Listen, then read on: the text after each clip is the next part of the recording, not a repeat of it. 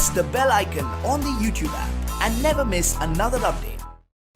आज हम लोग बात करेंगे गुडविल पे, वैल्यूएशन ऑफ गुडविल।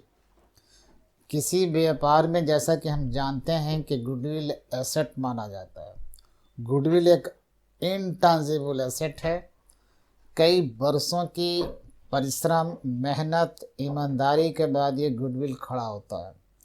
यह किसी व्यापार में जो हमने मेहनत किया है, जो ईमानदारी दिखाई है, ग्राहकों में जो विश्वास पैदा किया है वर्षों के मेहनत के बाद, तो उस विश्वास का कुछ न कुछ वैल्यू होता है, कुछ न कुछ वैल्यू होना चाहिए। और जो वैल्यू होता है या होना चाहिए उसका हमें फ्यूचर में बेनिफिट मिलता है। और जब फ्यूचर में बेनिफिट मिलने की आशा है या मिलता है, इसलिए गुडविल हमारे लिए एक इनटांजिबल एसेट होता है। अब जब ये एसेट है किसी व्यापार में, ये जो रेपुटेशन है, रेपुटेशन का वैल्यूएशन हम लोग करते हैं, गुडविल का वैल्यूएशन करते हैं, तो इसके लिए विद्वानों ने कई प्रकार के मेथड का सुझाव दिया है। किस प्रकार किसी व्यापार के गुडविल का मूल्यांकन किया जाएगा, हम सेकेंड फेज में बात करेंगे। पहले फेज में हम लोग देख लें कि ये जो व्यापार की जो गुडविल है, ये जो ख्याति है, ये किन परिस्थितियों में, किस सिचुएशन में इसका मूल्यांकन करते हैं, ये खड़ा होता है। ये कह लें सिचुएशंस। तो पहले फेज में हम लोग बात करेंगे कि सिचुएशंस और circumstances for valuation of goodwill. ये जो हम लोग मूल्यांकन करते हैं गुडविल का या वैल्यूएशन करते हैं, वो किन परिस्थितियों में करते हैं, वो कौन कौन सर्कमस्टांसेज हैं जिनके अंदर हम लोग गुडविल का वैल्यूएशन करते हैं।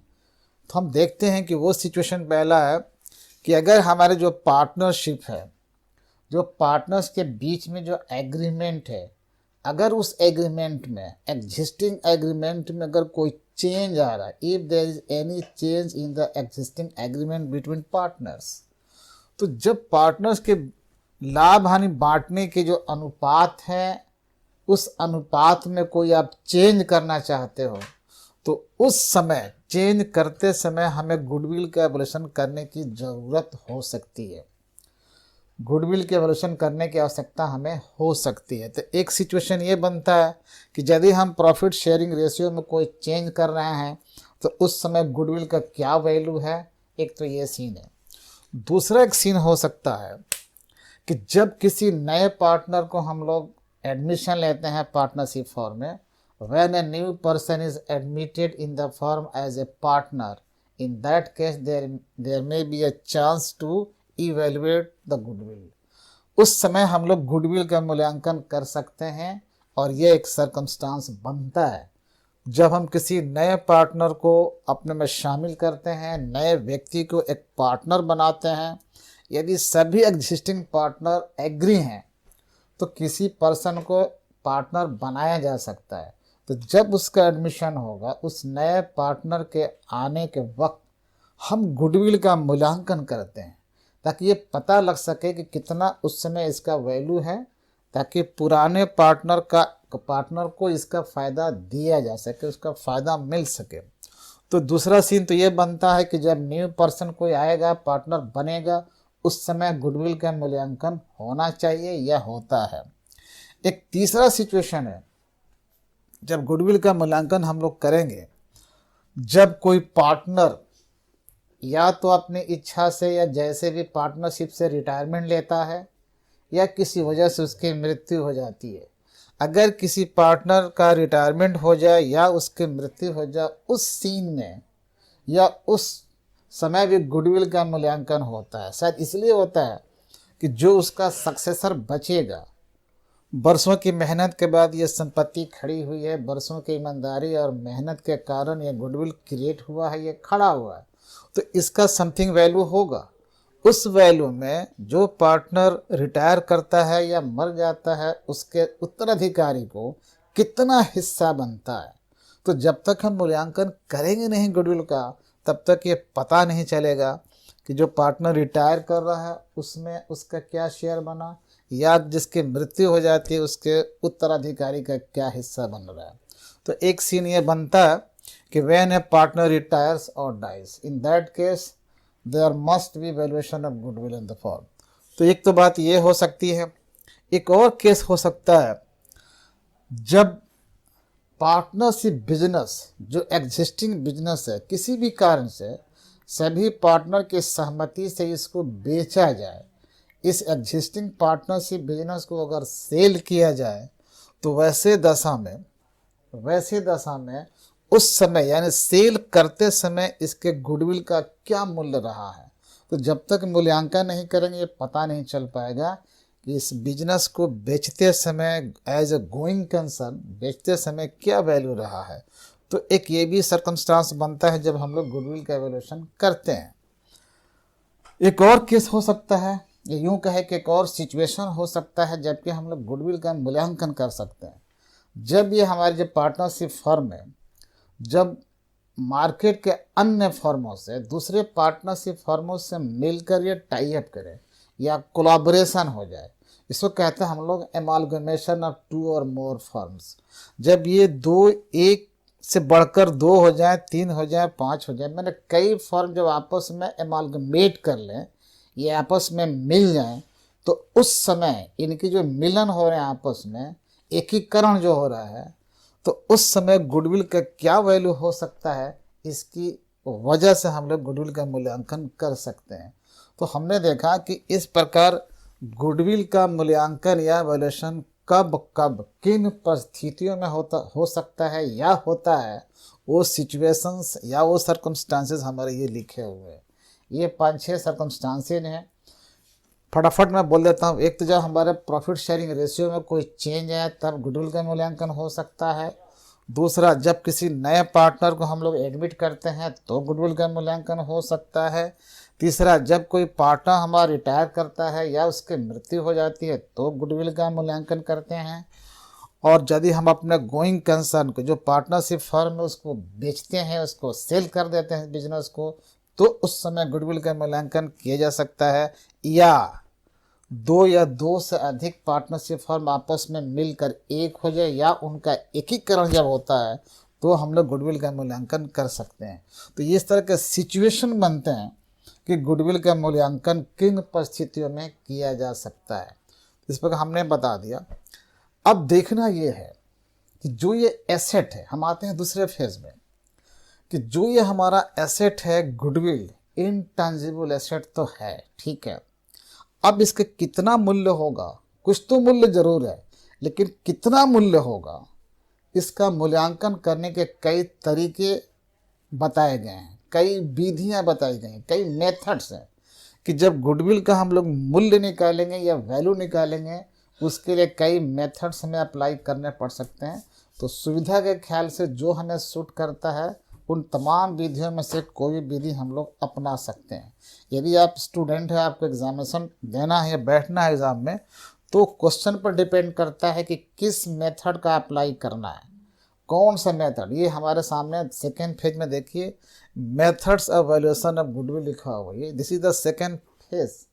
तो अब इसमें देखते हैं कि जब मूल्यांकन हम लोग करेंगे तो कौन कौन सी विधि हो सकती है और एग्ज़ाम में बैठेंगे तो कौन सा विधि अप्लाई करेंगे, ये डिपेंड करता है आपके क्वेश्चन पर कि क्वेश्चन में किस विधि से गुडविल का मूल्यांकन करने को कहा गया है, उसका हम लोग अनुपालन करेंगे, उसको फॉलो करेंगे।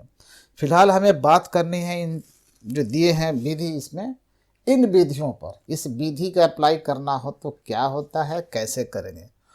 तो गुडविल का मूल्यांकन करने का ये 3 मुख्य विधियां हैं। There are 3 main methods of valuation of goodwill.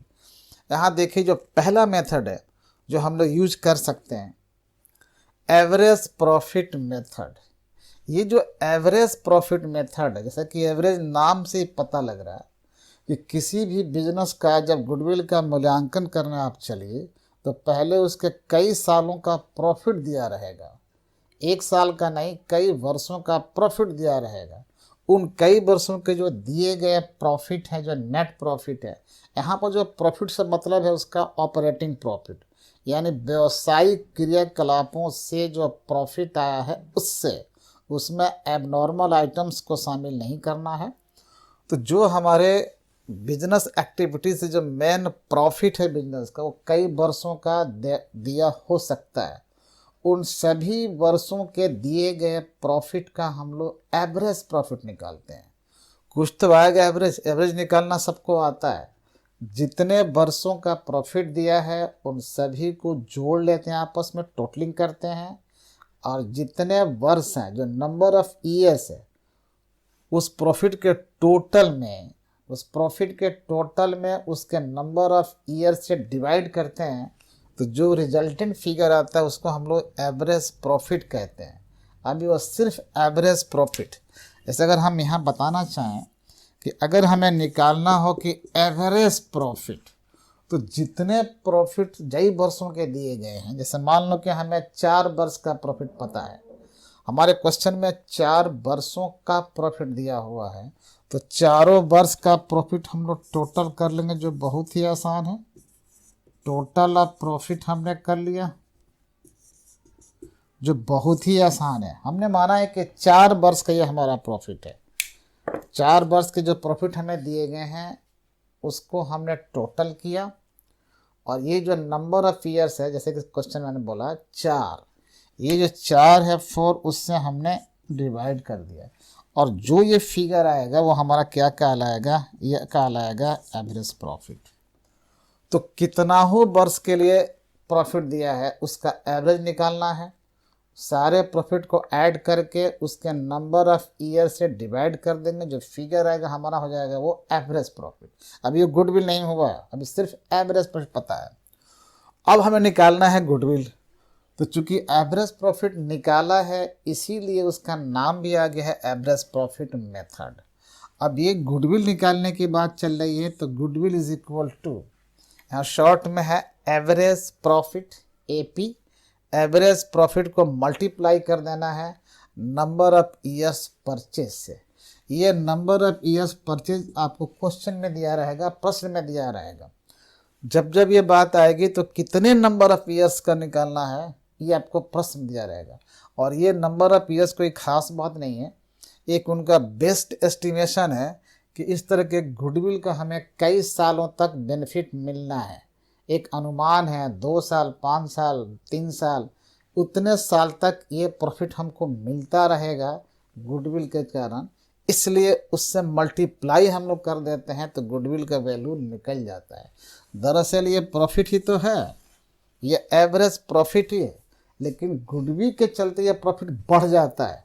हमारे जो शोहरत है, जो मशहूरियत है, जो हमने अच्छे काम किए हैं, जो नाम कमाए हैं ईमानदारी से अपना, उस ईमानदारी का फल क्या है कि हमारे प्रॉफिट बढ़ जाते हैं। तो कितने बढ़ेंगे, 2 साल, 3 साल, 5 साल, तो उसका एक अनुमानित ईयर्स है ये, उससे हम लोग मल्टीप्लाई कर देते हैं तो टोटल गुडविल का वैल्यू निकल जाता है। तो हम ऐसा बोल सकते हैं कि under average profit method we have to find out the average profit on the basis of given profits for the many years। और वो जो हम निकालेंगे एवरेज प्रॉफिट, उस एवरेज प्रॉफिट को नंबर ऑफ ईयर्स परचेज से मल्टीप्लाई जैसे ही करेंगे हमारा गुडविल निकल जाएगा। तो ये बात हो गई एवरेज प्रॉफिट मेथड की।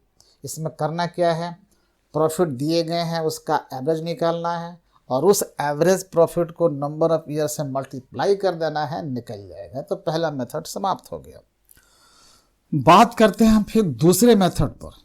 ये जो दूसरा मेथड है भी डिपेंड करता है क्वेश्चन में कौन सा मेथड कहा गया, किस मेथड के आधार पर हमें गुडविल का एवोल्यूशन करना है, वो तो क्लियर हमें पता रहेगा। इस मेथड में हमें यूज़ करना है सुपर प्रॉफिट। अब ये सुपर प्रॉफिट क्या है, हिंदी में इसको अधिलाभ कहते हैं। ये जो सुपर प्रॉफिट है, प्रॉफिट तो बात समझ में आती है, ये मेथड भी बात समझ में हमको आ रही है, लेकिन यहाँ सुपर वर्ड लगा दिया है। ये सिंपल सी बात है, ये सुपर प्रॉफिट है जो हम कैपिटल एम्प्लॉयड करते हैं बिजनेस में, अगर उतना ही अमाउंट हम उसी तरह के किसी दूसरे बिजनेस में लगा दें तो कितने एक्सपेक्टेशन है रिटर्न आने के, या उतना ही अमाउंट जो कैपिटल के रूप में हमने अपने इस व्यापार में लगाया है, इस पार्टनरशिप फर्म जो हमने लगा रखा है एज कैपिटल, अगर उसी अमाउंट को बजाय यहाँ लगाने के कहीं और लगा दिया होता, कहीं और इन्वेस्ट कर दिया होता, तो क्या एक्सपेक्ट कर सकते थे रिटर्न आने की।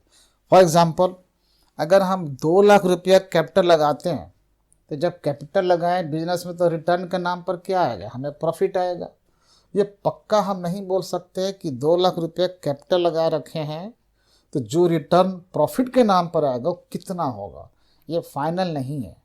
हम कोई गेस नहीं कर सकते कितना % कमा लेंगे प्रॉफिट, ऐसा ही है। वो लॉस भी हो सकता है, कुछ भी हो सकता है। फिर भी हमने रिस्क लिया है कि व्यापार में हमने कैपिटल लगा दिया है। अगर उतना ही अमाउंट जो कैपिटल हमने व्यापार में लगा रखा है, बजाय उसको यहाँ व्यापार में लगाने के यदि बैंक में डिपॉजिट कर देता, तब भी मकसद हमारा वही था कि रिटर्न लेना है। तो यदि बैंक में हम जमा करते या एफडी लेते, पोस्ट ऑफिस में जमा करते, तो रिटर्न आना था, वो हमको पहले ही से मालूम हो जाता।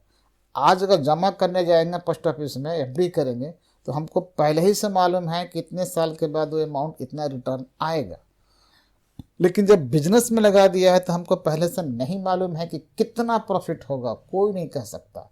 तो चलिए, अगर उस कैपिटल को बजाय बिजनेस में लगाने के हम कहीं और लगा देते तो हमें पता है कितना रिटर्न आना है। तो जो पता है, जैसे मान लेते किसी बैंक में हमने जमा किया, तो मान लिया कि 10% रिटर्न आना है, तो 2 लाख का 10% 20,000 होगा। तो जब हम 2 लाख कहीं और लगा देंगे, रिटर्न आने के चांसेस हमको कितने हैं, 10% है, तो 2 लाख बनता है, तो फिक्स है। लेकिन वही 2 लाख हमने बिजनेस में लगा रखा है, तो ये 20,000 आएगा या 30 आ सकता है, या कितना आएगा कहना बड़ा मुश्किल है। हमने रिस्क लिया है। तो इसको ऐसे बोल सकते हैं कि जो हमें एक्सपेक्ट है कहीं ऐसे ही दूसरे बिजनेस में लगाने के बाद जो रिटर्न आने के जो एक्सपेक्ट हमने किया है, उसको हम लोग कह देते हैं नॉर्मल प्रॉफिट। वो हमारे नॉर्मल प्रॉफिट है और नॉर्मल रेट ऑफ रिटर्न आने के हैं। जो कहीं और लगाते तो रिटर्न आता, वो हमारे नॉर्मल रेट ऑफ रिटर्न है। और जो हमने बिजनेस में लगा दिया है और वहाँ से जो हमें रिटर्न आया है, वो एक्चुअल रिटर्न है या एक्चुअल प्रॉफिट है। कहाँ से एक्चुअल प्रॉफिट है? जो हमने बिजनेस में लगा रखा है और वहाँ पीएल अकाउंट बनाने के बाद जो नेट प्रॉफिट आया, वो हमारे लिए क्या है, एक्चुअल प्रॉफिट है या एक्चुअल रिटर्न है। और बजाय बिजनेस में लगाने के कहीं और लगा दिए होते जहाँ पहले ही से पता है कितना रिटर्न आएगा, वो हमारे नॉर्मल रिटर्न है या नॉर्मल प्रॉफिट है। अब इन दोनों में कंपेयर करना है। तो जब हमारे जो एक्चुअल प्रॉफिट है, जो बिजनेस में लगा रखा है, एक्चुअल प्रॉफिट हमारे नॉर्मल प्रॉफिट से अधिक हो जाए, अगर हमारे एक्चुअल प्रॉफिट 30,000 है, 30,000 है, और नॉर्मल प्रॉफिट हमारे 20,000 हो, तो एक्चुअल प्रॉफिट अधिक है, एक्सेस है कितना, 10,000 से। तो इसको हम लोग कहेंगे सुपर प्रॉफिट। अब इसको ऐसे कह सकते हैं, एक्स सुपर प्रॉफिट क्या है? तो super profit is the excess, super profit is the excess of actual profit over normal profit. ये जो नॉर्मल पे आएगा, जो हम एक्सपेक्ट कर रखे थे, उससे जितना अधिक के होगा एक्चुअल प्रॉफिट, वो हमारे लिए सुपर प्रॉफिट कहलाएगा। जैसे हम कह सकते हैं कि जो हमने व्यापार में लगा रखा है, उससे हमारा जो एक्चुअल प्रॉफिट हो गया, मान लेते हैं कि 20,000 एक्चुअल प्रॉफिट। जो बिजनेस में पूंजी लगा रखी है, उसके आधार पर जो हमें प्रॉफिट हुआ, वो एक्चुअल प्रॉफिट। ऐसे ही यहाँ बिजनेस पे न लगाकर हम कहीं और लगा दिए होते, तो पहले ही से मालूम था इतना, तो मान लिया जाए कि एक्चुअल इतना हो गया। ये जो नॉर्मल रेट के हिसाब से जो रिटर्न हमें आया, मान लेते हैं थोड़ी देर के लिए कि 18,000 आ गया। तो जो हमें उम्मीद थी ऐसे ही कहीं और लगाते तो 18,000 कमा सकते थे, और रेट तो पहले ही से पता है। लेकिन हमने बिजनेस में लगा दिया, तो बिजनेस में लगाने के चलते जो एक्चुअल प्रॉफिट हुआ वो 20,000 हो गया। तो एक्चुअल प्रॉफिट कितना अधिक है नॉर्मल प्रॉफिट से? 2,000 है। तो ये जो 2,000 है वो क्या हमारे लिए है? ये है सुपर प्रॉफिट है। तो कह सकते हैं कि super profit is the excess of actual profit over normal profit over expected profit, उसको हम लोग कहते हैं सुपर प्रॉफिट। तो इस प्रकार हम लोग निकाल लेंगे सुपर प्रॉफिट, और वो जो आएगा सुपर प्रॉफिट अधिलाभ, उस सुपर प्रॉफिट से हमें कई वर्षों तक और उम्मीद है लाभ मिलने की, वही हमारे गुडविल का वैल्यू है। तो गुडविल निकालेंगे, goodwill is equal to super profit multiply by number of years purchase. तो ये हमें क्वेश्चन में दिया रहेगा, कई वर्षों तक इस तरह की आशा है मिलने के, हमें उससे मल्टीप्लाई कर देंगे और हमें गुडविल का वैल्यू आ जाएगा इस प्रकार। तो ये दो मेथड हमने डिस्कस कर दिया, average profit method on the basis of average profit और super profit method on the basis of super profit. Super profit is the excess of actual profit over normal profit, और उसको जैसे ही multiply करेंगे number of year से हमें क्या मिल जाएगा, गुडविल मिल जाएगा। यहाँ तक बात क्लियर है। आगे बढ़ते हैं, ये तीसरा जो हमारा मेथड है कैपिटलाइजेशन मेथड, पूंजीकरण विधि है। हम किसी भी प्रॉफिट को अगर कैपिटलाइज करते हैं और उस बिना पर, उस बेसिस पर हम लोग गुडविल का वैल्यू निकाल सकते हैं। ये थोड़ा सा मेथड थोड़ा हटके है। इस मेथड में जो निकालना है हमें गुडविल, हमें दो तरह के कैपिटल पता करना है। एक तो एक्चुअल कैपिटल जो बिजनेस में एम्प्लॉयड है, हमने लगा रखा है बिजनेस में, ठीक है, और जो हमने कमाया है, तो एक्चुअल प्रॉफिट कमाया होगा। एक और हो सकता है कि वैसा ही कैपिटल हम कहीं और लगाते तो कमा सकते थे या रिटर्न आने की उम्मीद थी, ये भी बात हो सकती है। लेकिन यहाँ जो हमें देखना है कि जो हमने कैपिटल इंट्रोड्यूस किया है, जो बिजनेस में हमने एक्चुअल कैपिटल एम्प्लॉयड किया है, और उससे जो हमने एक्चुअल प्रॉफिट कमाया है, तो एक्चुअल प्रॉफिट हमारा क्या हो सकता है, बढ़ सकता है। तो उस प्रॉफिट के बिना पर, उस प्रॉफिट जो एक्चुअल हमने कमाया है, उस प्रॉफिट को बेस मानकर कितना कैपिटल होना चाहिए था, हम इसको कैपिटलाइज्ड वैल्यू ऑफ बिजनेस भी कहते हैं।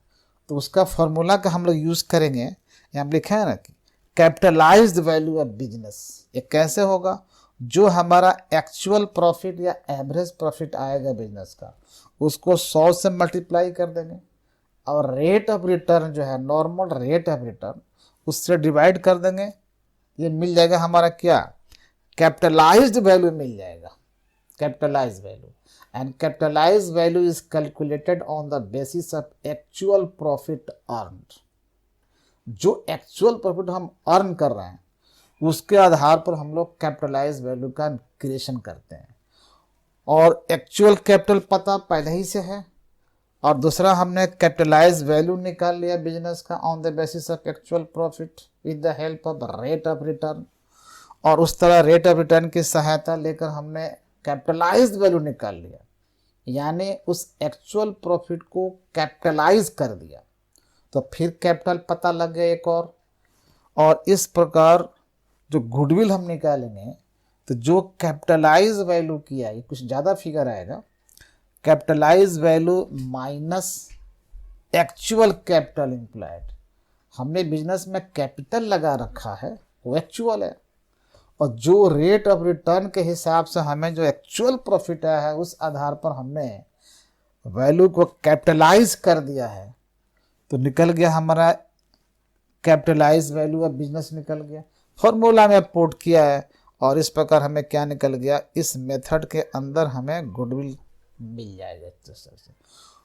तो ये हमारे तीनों मेथड हो गए इस तरह से, कैसे हम लोग गुडविल कैलकुलेट करेंगे बिजनेस में। और यहाँ पर ध्यान रखना है कि कैपिटलाइज मेथड में नंबर ऑफ ईयर्स परचेज का यूज़ नहीं करना है, यहाँ बिल्कुल नहीं करना।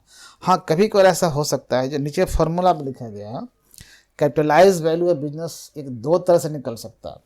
ये सुपर प्रॉफिट भी ले सकता है यहाँ पर, ये capitalise value on the basis of average profit and capitalise value of business on the basis of super profit. तो जब सुपर प्रॉफिट पर लेंगे तो यहाँ जो एवरेज प्रॉफिट लिखा है फॉर्मूला में, इसको हटा देंगे हम, और सुपर प्रॉफिट निकाल लेंगे यहाँ से, और उसे हम 100 से मल्टीप्लाई करके रेट ऑफ रिटर्न से डिवाइड कर देंगे। सीधी सीधी सी बात है। अगर वो कैपिटलाइज मेथड के आधार पर गुडविल निकालने को बोल रहा है तो या तो सुपर प्रॉफिट ऐड करेगा उसमें, या फिर average profit, actual profit add करेगा। तो एक्चुअल प्रॉफिट यहाँ नोट कर देंगे या एवरेज प्रॉफिट। अगर कहता है सुपर प्रॉफिट पर तो सुपर निकाल कर इसमें डाल देंगे। और इस तरह हमें कैपिटलाइज वैल्यू ही निकालना है।